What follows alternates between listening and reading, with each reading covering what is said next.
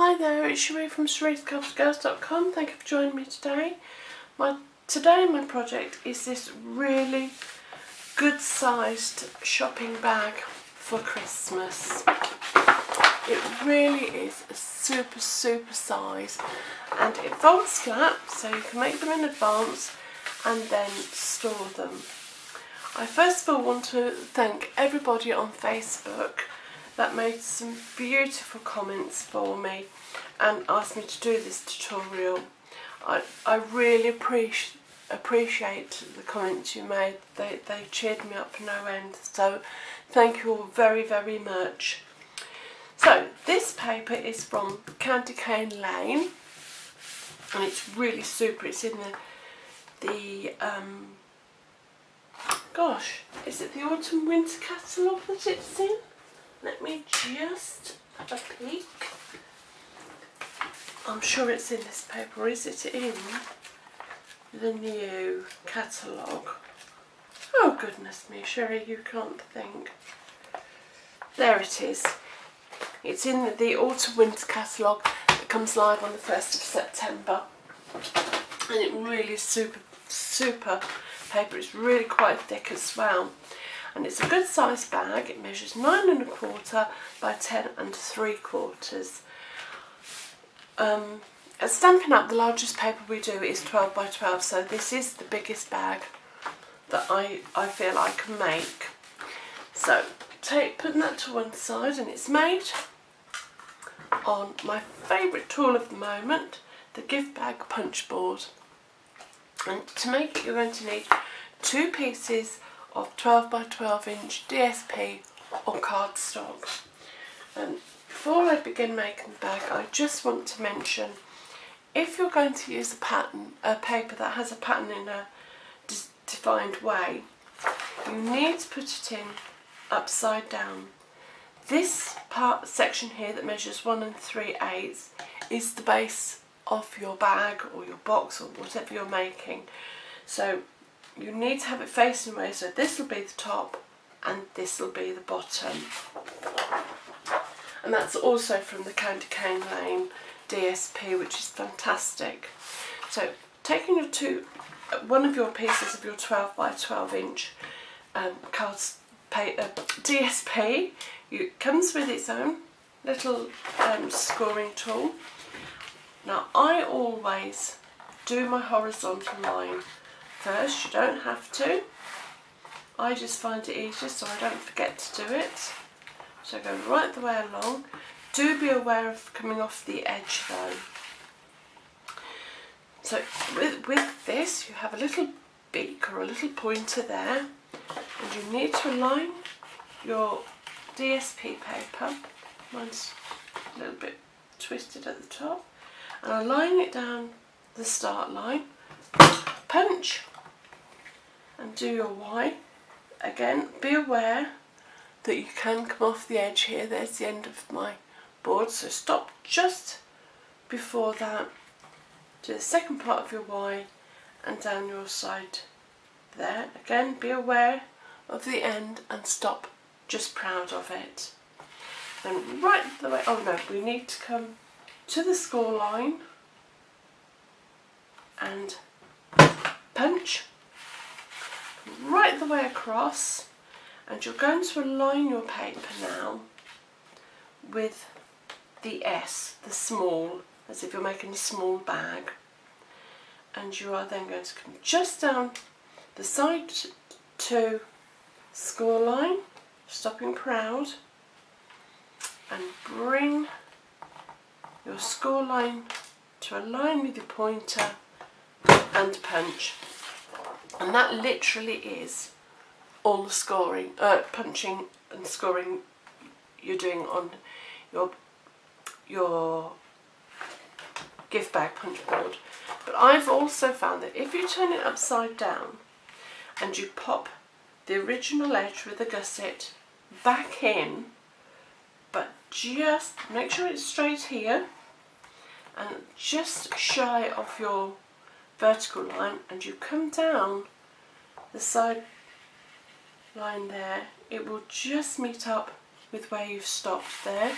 So slide it across to your score line where you're in S, and again just stop before your horizontal line and come down there, and that will just marry them two score lines up for the top of your box.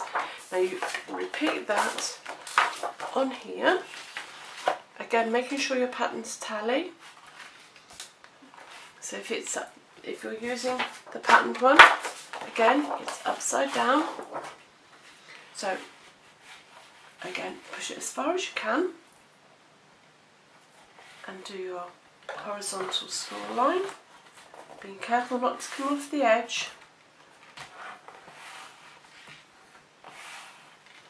Right the way along.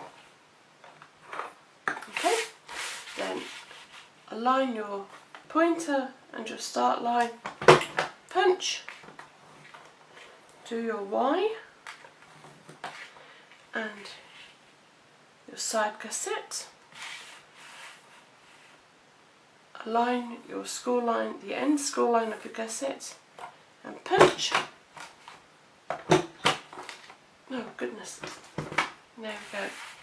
Slide it right the way across, keeping sure that it's nice and tight at the top. Align it with your S, down your side, slide it along so your score line meets up with your pointer.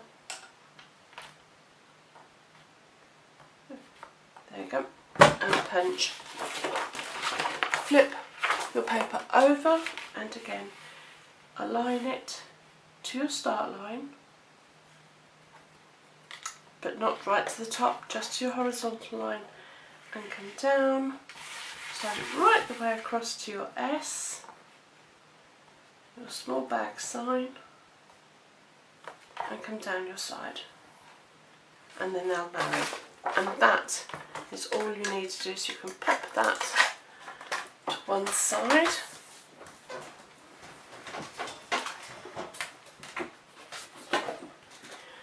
Bring in your snips, and you're just going to cut the small tab away, and the same on this one. Just pop that out of the way, and that's that done.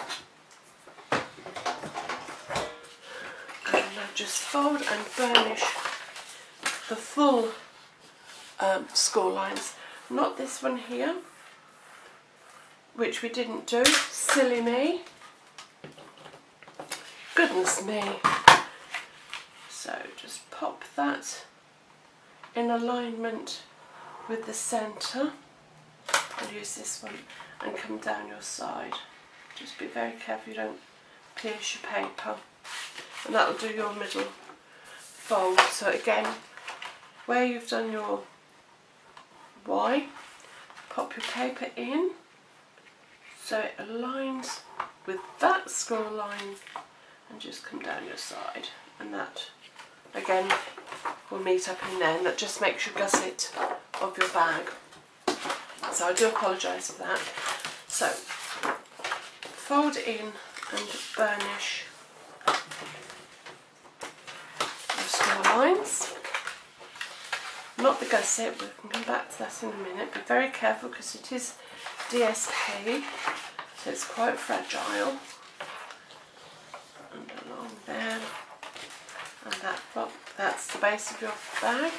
So I just crease this one. I don't tend to fold that one. I just crease it because it will fold as the bag is made.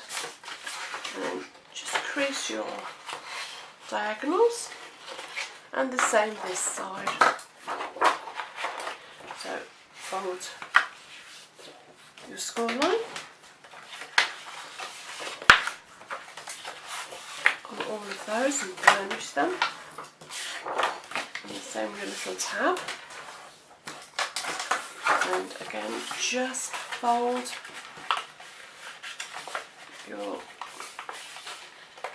tab there and crease your horizontals, or diagonals I should say, shouldn't I? It's just a little crease because they'll fold it anyway. Taking some sticky strip or fast fuse. I wouldn't use snail because you're going to need something that's a little bit more substantial. And just down your score line on the pattern side of your paper. On one, and the same that side.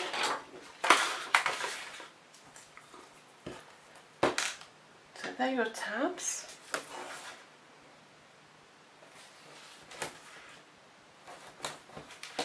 And there. Now what you're going to do is your tab is going to meet with your gusset on either side. So removing the backing as neatly as you can. You may get my head in shot here, I'm afraid. But you do need to make it as neat as you can. Just align it with that score line right the way to the bottom of the bag, like so. And repeat on the other side. Remove your backing, and again you're just going to align the side of your bag with that score line. So it's really nice and neat, like so. There's your bag. Isn't that fantastic? And then all that's left to do is the bottom of your box. Now I'm only folding that over because I want to put some tape along the bottom one. I don't know if you can see me. Just on the front of your bag. So this one is the back of your bag. So that will fold over, and you just want to put some tape on the front flap of your bag, like so. I've got it caught on the side, and I just put where I fold my sides in. You don't have to, because you can just leave it like so. I just get a little tiny bit of Tombow, and on the edge of the flap, I've used the wrong end, silly me, just on the edge of the back one, just to hold the inside flaps down, I pop some Tombow. So you pop that over, and then removing your sticky strip. I'm sorry if I'm a bit tall. And then just, you do need to make sure that it's nice and square when you seal your bag. So I just do it very gently to start off with. Turn it upside down, get your steel ruler, and just seal your bag. And there you are. Just come down, squeezing all the time. Then when you get to the bottom, I just fold it flat, and then come over, and again fold it flat, and there's your bag. Now, just for the ribbon, I just cut a length that I think will be suitable. This one's going to be quite a long one, long handle I think. Cut a length of ribbon. Then cut it in half, because obviously you want two, exactly the same length. So fold it in half like so, and cut. And then all I did was put a little bit of sticky strip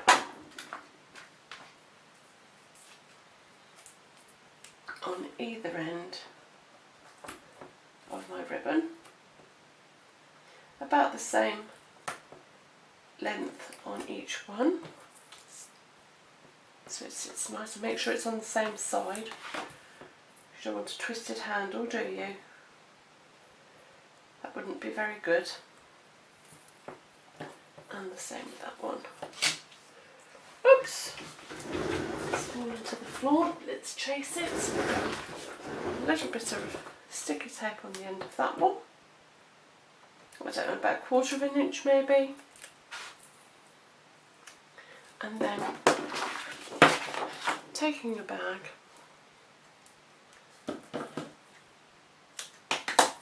and removing your backing. You do have to be careful because sometimes the backing comes off with your sticky strip, and making sure that you cover your sticky strip. Bring the bag round, the ribbon round, remove your backing, make sure it's all nice and neat, and then pop it wherever you feel you need to. Then pop your bag over, and you can use those as a guideline. Oh, there we go. Just put that little bit of adhesive back on itself, and then align that with the ribbon that you've just put down. And again, last piece, backing removed, align it with the ribbon that you have lying down, and there, your bag is ready to either label or just put your gift in. Isn't that fantastic? I think that's a super bag. And I said you can make it any size bag you want, because all you're going to do is align the left hand side of your paper to make a gusset. You have whatever size piece of paper you want in there that you like, as long as you remember to bring this side over, your right hand side over, and align it to the S and score down here, because that little 1/2 inch there makes your tab. So as long as you have those two measurements, you can make whatever size bag in here you want, be it 2 inches, 4 inches, 6 inches, 8 inches, it doesn't matter. Your gusset and your tab, and you can make any size bag you want. I hope that's been helpful to you. If you've liked this tutorial, please like and subscribe to my YouTube channel. I would much appreciate it. If you'd like any of the products that I used or from the catalogue, there's a link below to my shop. If you'd like to come and join my team, and believe me, I would really love you to join me. We're a smashing team. There's also a link for that below as well. So until next time, oh, before I go, I'm also going to make a bag of a similar size that doesn't use the gift bag punch board, because I have been requested again on Facebook by a lovely lady that's asked me to do one on the scoreboard. So I will be doing that next. So until next time, take care.